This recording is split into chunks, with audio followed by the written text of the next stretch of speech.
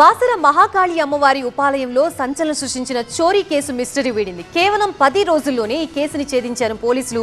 ముగ్గురు పాత నేరస్తుల్ని కటకటాల వెనక్కి నెట్టారు. పోలీసుల దర్యాప్తులో వెలుగు చూసిన ఆసక్తికర విషయాలేంటో ఇప్పుడు చూద్దాం.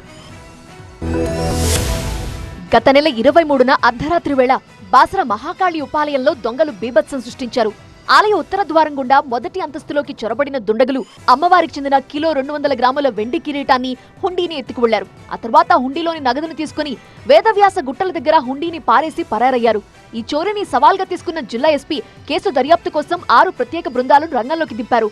ఆలయ పరిసరాల్లోని సీసీటీవీ ఫుటేజ్, సాంకేతిక పరిజ్ఞానాన్ని ఉపయోగించి నిందితులను పల్లపు ఏడుకొండలు, గై రామకృష్ణ, కొడమ ఆనంద్గా గుర్తించారు. నిందితుల్లో 2 అంతర్రాష్ట్ర దొంగలు కాగా వీరందరికీ జైల్లోనే పరిచయం ఏర్పడినట్లు పోలీసులు నిర్ధారించారు. రైల్వే సౌకర్యం ఉన్న ప్రాంతాల్లోని ఆలయాలనే టార్గెట్ చేయటం ఈ ముఠా ప్రత్యేకత. అయితే దొంగిలించిన వెండి కిరీటాన్ని అమ్మడానికి నిందితులు రైల్లో నాందేడ్కు వెళ్తుండగా బాసర రైల్వే స్టేషన్ సమీపంలో పోలీసులు వ్యూహాత్మకంగా అదుపులోకి తీసుకున్నారు. వారి నుంచి 1.220 కిలోల వెండి కిరీటం, 260 గ్రాముల వెండి పట్టీతో పాటు ఒక మొబైల్ ఫోన్ ని స్వాధీనం చేసుకున్నారు.